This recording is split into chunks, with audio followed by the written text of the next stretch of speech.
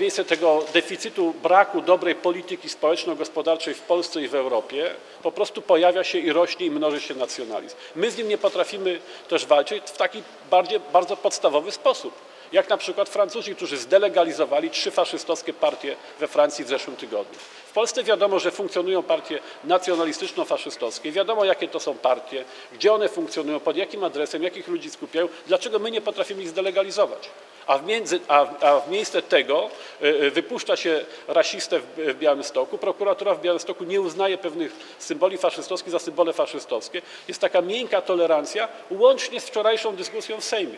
Bo jaka jest różnica między czystkami etycznymi ze znamionami ludobójstwa a ludobójstwem? Pomijam to, że Sejm się nie nadaje do rozstrzygania takich kwestii, bo one są zbyt skomplikowane. Różnicy żadnej nie ma. No, wprowadza się po prostu zamiast pojednania, jakieś próby łagodzenia, wprowadza się jakiś język, który być może jest prawdziwy, ale na pewno szkodliwy politycznie, bo powoduje po prostu właśnie te emocje nacjonalistyczne, które kiedyś już w Europie doprowadziły do II i I wojny światowej, których mieliśmy już ponownie nie przerabiać, a być może będziemy je właśnie wskutek tej nieudolności ponownie przerabiali.